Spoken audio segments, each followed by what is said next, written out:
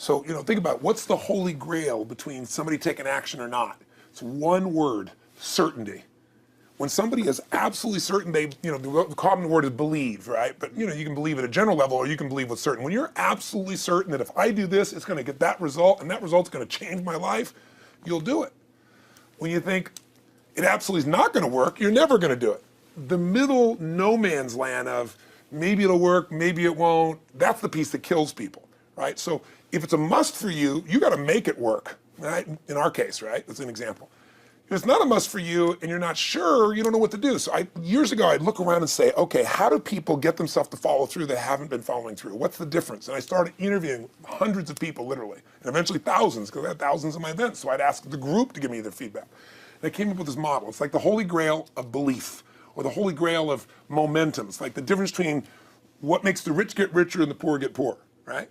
And the difference we all know is mindset, but like, how's that built? So this is what I did. I created these stupid little 4 little boxes, and I'll scribble it here for you. You think about the first thing that determines whether you can do something or not, and I put that in this first box at the top here on the left side, and it's potential. Like, what's the potential of a human being? Like, when you guys started, you proved something no one had done in history. You ran the 4-minute mile, right? For golly knows how many centuries, they're trying to run a 4-minute mile. Roger Bannister does it. How did he do it? Do you remember? You did it in this industry, right? You made $1 million in a day. No one had ever done that in history, right? After you did it, a bunch of other guys are doing it because it became possible.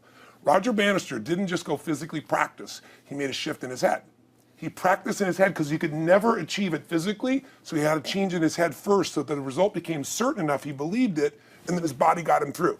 After Roger Bannister ran that 4-minute mile, within 2 years, 37 people ran a 4-minute mile. That's amazing. When no one in history had ever done it. Now here's how it works. The potential for anybody getting your product is extraordinary. They could do what you've done as much, more or less. They can do whatever they want to do. The potential's there. The market's proven that. Whether or not they tap into potential has a lot to do with what action they take, which is the question you came to me with, right? Like, God, they all have potential, but they're not taking action. And we all know that the action they take is going to determine the results they get. That's pretty obvious. So most people have a belief about what their real potential is no matter what you tell them. And that affects how much action they take. And of course that affects the result. And then ironically, that result reinforces their belief. And then that belief affects it. So I'll give you an example. Let's say a person has unlimited potential, we all agree.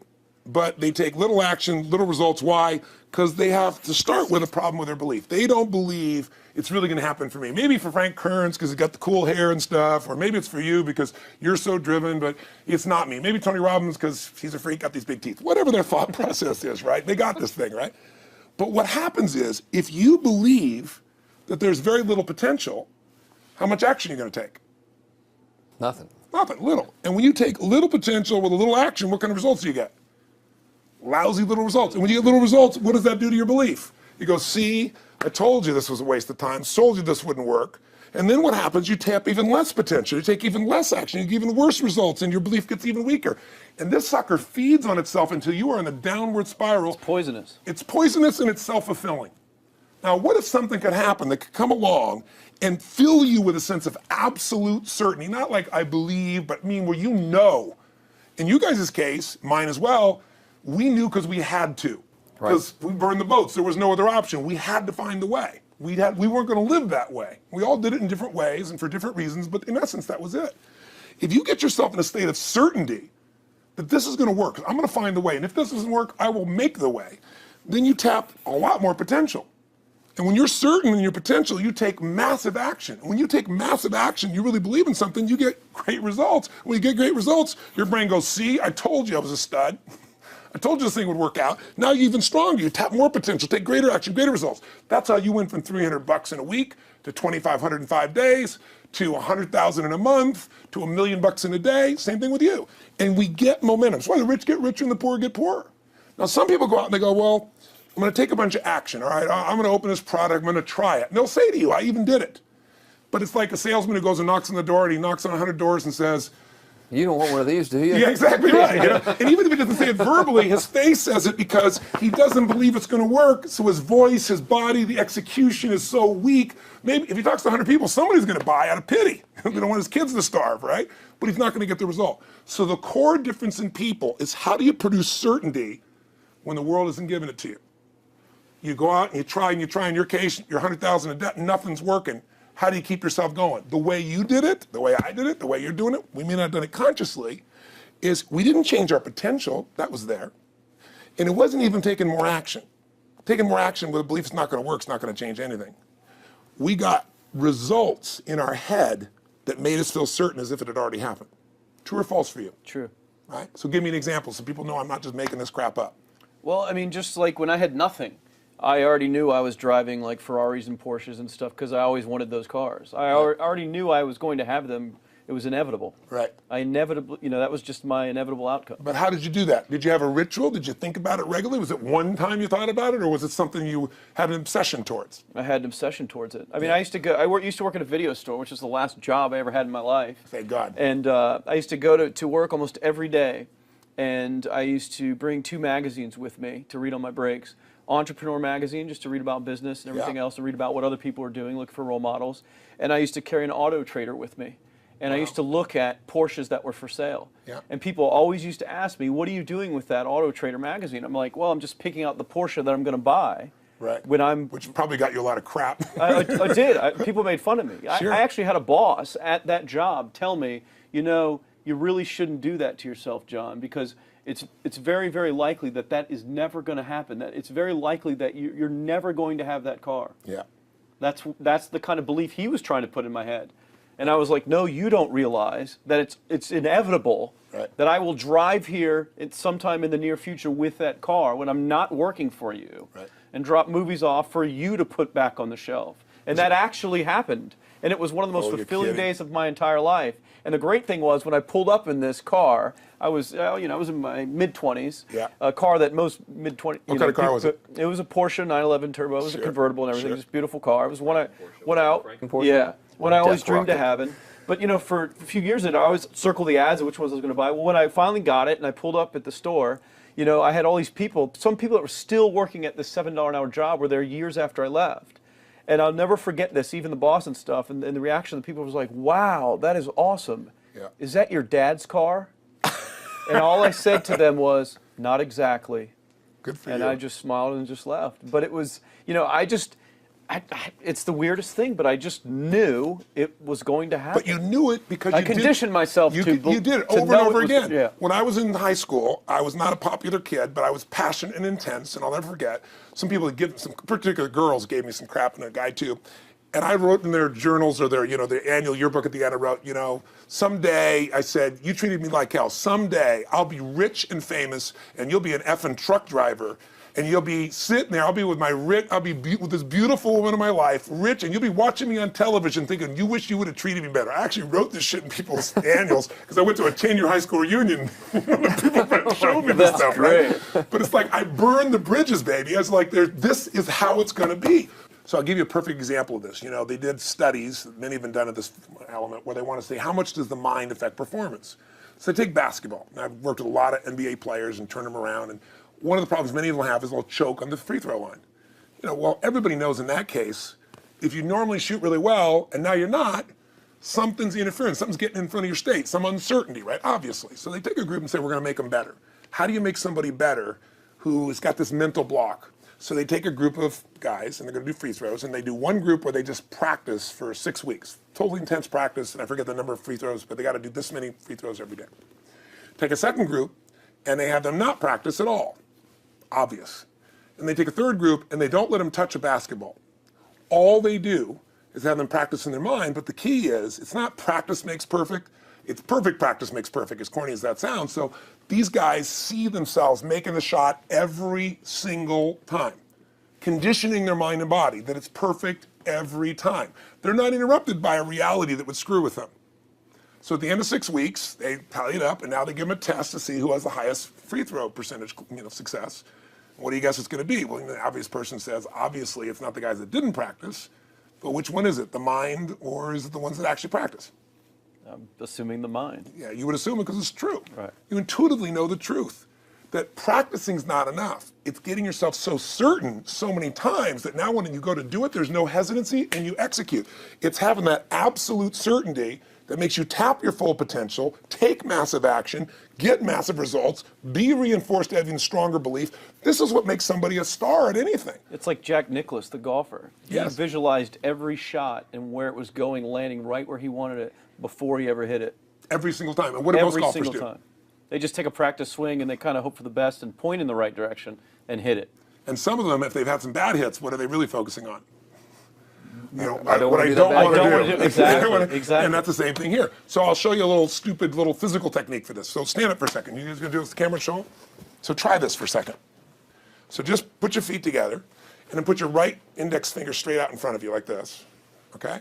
And all I want you to do is I want you to just turn clockwise comfortably as far as you normally turn. Just notice where you naturally stop. Go ahead and turn clockwise. People at home can do this too. Keep your feet straight. Notice where you stop. Come back around to me. Back around to me. Pretty good. Okay, good. Yeah, you're really good at this, right? Drop your hand. Now let's do something really simple. Close your eyes. And you don't even have to visualize, just feel. I want you to imagine your finger coming back up again. And this time, see and feel it coming up. Don't actually make it happen, but feel like it's happening. Imagine in your mind that you're actually doing it. You're seeing it, you're feeling it. And then make it like a game where you turn twice as far this time. Like you're a little kid, you know, somebody measures you and you go, I'm taller, come on, measure me this week. And that desire to do a little further. And then in your mind, do it again. Your feet are straight together, and in your mind, feel your finger coming up, see it coming up, and imagine going 3 times as far this time. And then one more time, bring your finger up, and you're like an owl. Your feet are straight, and you turn all the way around, and it comes all the way around to the front. See it and feel it and enjoy it each time, like it's a game, like you can't wait to go further. And you know you do, every time. And then when you can feel that, it feels good, then open your eyes, and now put your finger straight in front of you, and turn as far as you can comfortably, and see what happens this time. Go. Break my back. Now notice, I don't know if the camera's got it, but you don't even have to ask the camera. You can ask yourselves. Come back around. Did you go further this time, yes or no? A lot further. I think A I lot went about further. 50% further. 50% further. How much further for you? About the same. Yeah. The average person will go 25% further. Now here's the question. We're superior. We're superior pointers. There you go. We're You know, superior right finger pointers. Thank God. So, did you have the potential to turn as far as you did the second time, the first time? Yes. Why didn't you? I didn't believe it, I guess. We have beliefs about stuff we don't even know we have beliefs. You have an unconscious belief about how far you can turn comfortably. The first time I did it, when I pointed straight back, Yeah. I thought I probably shouldn't even go that far, like it was going to hurt me, or that Yeah. I wasn't capable of going any Yeah. farther. It's like, And how much further did you go this time? And the camera knows. pointed over there, That's about over exactly there. right. Now here's the difference. The potential was there the first time, and you took action, and you got a result. But it was 50% less than what you did later on. And the only difference is they changed your belief. How did I change your belief? We didn't work harder on your potential. We didn't take more action. I got you to see the result in advance. I got you to see it vividly 2 or 3 times. That's all. Of going further, and then your brain went, oh, I know what to do. Boom, it went there. Isn't that what you did by looking at your cars every single day and envisioning it? I mean, isn't that what you did when you created whatever the vision was? It was $300, $2,500, $1 million in a day? Yeah, that's what's missing for these people. They're not getting that execution is everything, but it doesn't happen if you don't get the psychology set of a state of total certainty. And you just change that 50% in 3 minutes worth of visualization. And visualization is only one technique. Because I was like losing my balance with my eyes closed, but I was kind of like lopsided. So I got one good visualization, and the rest of the time I was like, I sure hope I don't fall down on camera with my eyes closed. It's going to look really dumb. We're going to have to do it. So you don't even have to be good at visualization. You can still get the improvement. So I want you to get, you ask the question, what is that difference in people? This changes people's certainty. People are uncertain they're going to succeed. They want it, but they're afraid. The best way to deal with a fear is get a big enough reason that makes you have to succeed, or condition yourself where you see it and feel it so often that you're certain that you just do it. That's all it really takes. That's awesome. You know, this worked. I was thinking this while you were talking about going to the Sit video down so store. we can hear this, and we'll go. You were talking about working in the video store and looking at the Porsches and stuff. I used to drive around in my car, doing the cold calling of the credit card machines. And one way that I would avoid cold calling, the pain of like cold calling and knocking on doors and everything, would be to listen to your stuff and listen to Jim Rohn's stuff. And I would just drive around, no particular destination, just to listen to it. And strangely, I still like to drive around. I prefer to listen to that stuff in the car for some reason. It's because it's where you got imprinted. I guess. I mean, it's like, well, just drive up and down the coast and check out the ocean, you know. Yeah. So I would drive around, and I would envision myself holding those types of seminars and teaching people that kind of stuff. And 3 weeks ago, I was teaching a seminar in San Diego, and I was talking about beliefs and envisioning things, and I had to stop. And I shared with the audience, I was like, you're not going to believe this, but I actually used to envision this very moment of me talking to you right now. So it really, really works. Definitely works. Makes a difference, I'd say. I'll tell you what, I worked with Andre Agassi in 1993, I think it was. He'd been #1, he dropped to 32nd in the world, and he was literally ready to quit with no exaggeration. His father was managing him, and he was so angry with his life, and he went through some, I think, wrist surgery at the time, and he's working on his swing, and he was dating Brooke Shields at that point. They weren't married, and not his current marriage, obviously. And so she said, you got to come see Tony. She goes, I don't need motivation. He goes, he's not motivation, man, he's strategy. He'll show you how to make that shift in your head. So he comes, I work with a guy. In the beginning, he's saying, do your magic stuff. Like, oh yeah, great, thank you. And I said, tell me, if you ever hit a tennis ball perfectly, and I'm trying to get him in the zone to remember that time, like you visioned, where he was perfect at it. He goes, of course I have. And I get him vision over and over again. And finally, he's in the zone. He's feeling that again, right? He's seeing it, and he's feeling certain, and the swing is going perfect. And I said, how's that feel? He goes, it feels perfect. I said, but are you thinking about the swing? You're not thinking about the swing. You're not thinking about how to do it. You're just seeing the result you want so vividly that it's there. So all I did was train him how to go in that state over and over again. He won the next weekend. The second weekend he came in second. Within 6 months, he was #1 in the world again. And he gave me unbelievable credit. But all it was conditioning the mind. You did it with tape, so did I. We were just talking about this earlier, Pam and I used to go when I was 17 years old down to downtown Los Angeles, this place called Night Education, K-N-I-G-H-T, like in the night. I'd save up all my money, work as a janitor, and I would get these tapes and listen to these things over and over and over again. I went there for years, and I didn't have enough money, and I leveraged everything I had, but I knew how to train my mind. It's the one thing I knew how to do. This man's name was Mario. I saw him in his 80s. He obviously knows how my life turned out, and was very proud of the role he played in that process. He used to tell people the story. This guy's the real thing. He didn't just start out this way. This is how Tony did it. He listened to these tapes. He conditioned himself, right? This is the real stuff. He passed away a few years ago. I'm calling his house, and he passed away, and his daughter was there, and she wanted to share with me that how I touched his life and so forth. But the best thing was, I thought, you know what? I want to get those tapes. I want to get that stuff that conditioned. I want to go back to that moment like you did of, that moment was visualizing, now I'm living it. And she said, he left all this in his will to you. So I have all these tapes now that are from the time when I originally went through, and like I'd go to sleep and I had these sleep tapes that conditioned my mind to believe that I could succeed even when I was sleeping, or to build energy in my body. And anybody who wants to succeed has got to know it doesn't just happen.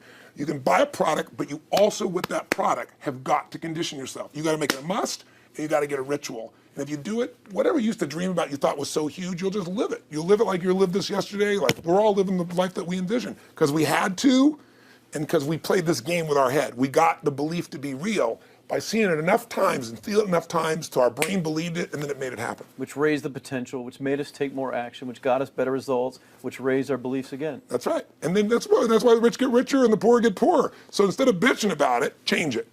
And this is how you change It's like a self-fulfilling prophecy. Completely. It's pretty easy to change. Just that one simple exercise was amazing. I'm still like, holy crap, I wonder what else I can do now. But look what most people do. Most people do the opposite of that, right? They get the product, or they think about doing it, and what do they envision? It not working. That's yeah, right. the excuses that So they envision it not working. As soon as they envision it not working, they feel uncertain. As soon as they feel uncertain, how much potential they tap? Little, if anything. And so they send back your product, and they listen to the damn thing, And guess what? What does that do, by the way? They make that as another lousy result in their life. I didn't even follow through on that, and they believe even less. This process is the holy grail. It's where the whole game changes, and anybody can do it, and they can do it in a few minutes. And if they do it a few minutes each day, then they get a different life. They do it a few minutes one time, their life changes for the day.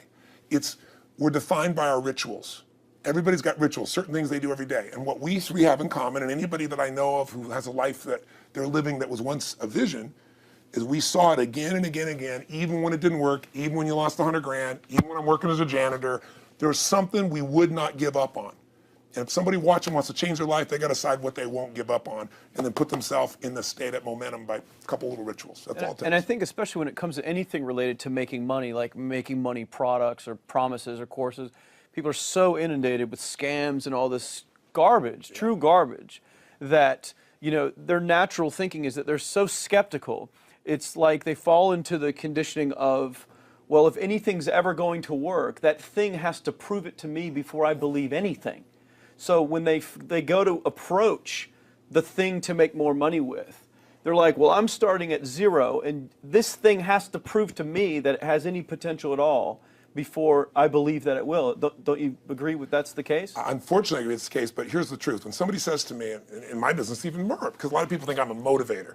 I hate that term. That's never been what I've done. I do believe in energy, and I'm passionate. You know, they see 10,000 people in a room rocking, they go, oh, he's motivating them. I believe in peak state.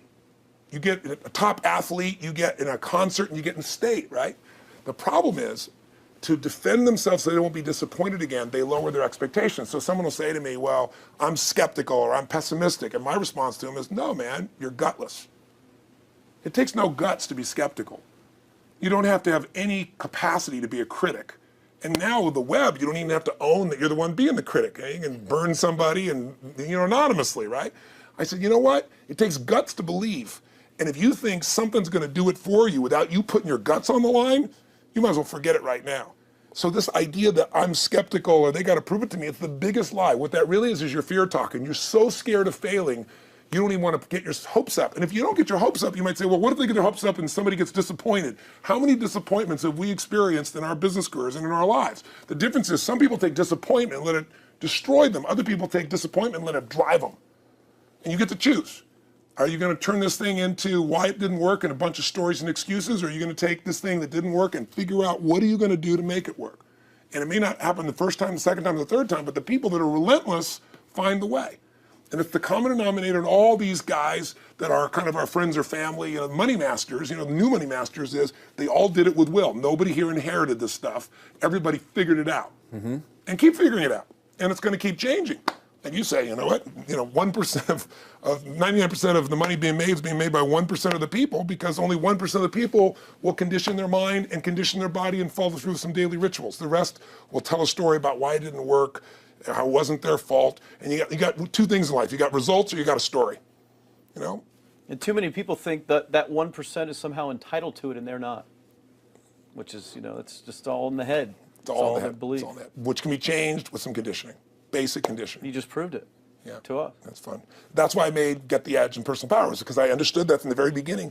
Originally it was 30 days, and years later people would say, I've heard all the great results and everything else, man, but I don't have 30 days, and I'd be behind the glass, focus group, watching these people want to shake them, like, you don't have 30 days to change your life, I thought, okay, I'll make it 7 days, just one, because after 7 days, you get momentum. I mean, think about it. When do people's lives change? In a moment. It doesn't change in 10 years. Your life may have sucked for 10 years, but there's one moment when your whole life changed, the moment you decided.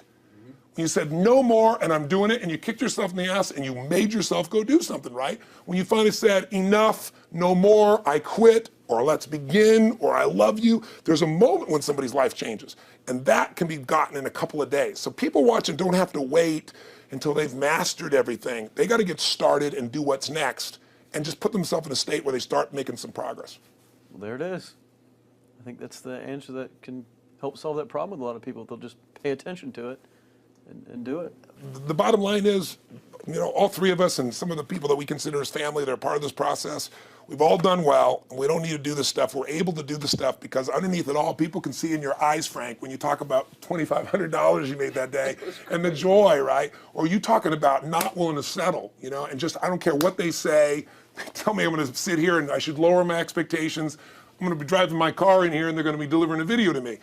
There's something inside of every human being that will make it click, that'll make it so that today is not like yesterday and tomorrow will be different forever. And that process is an emotional hook. And what I hope is people watching this stuff, maybe something in here will piss them off enough or remind them of something or say there is a plan and it isn't just luck. And if I just get my big enough why, and I get a little system for conditioning myself, and if I start to feel overwhelmed, I just do one next step. And I keep learning and keep moving forward, I will get there. And if we accomplish that out of this conversation, then this conversation was kick-ass and fun, not just for us, but it'll be something that we'll be really proud of a long time. Whether that happens or not really has nothing to do with us, but whether or not people take it in as real and do something with it. I hope they will. I think a lot of people will. I think they will. Thanks a lot for meeting with us. Thank you. It's interesting your shoot here. Yeah, go back to the next one. Go back to the next Thanks, guys. Thanks. Yeah. Appreciate it. Really appreciate it.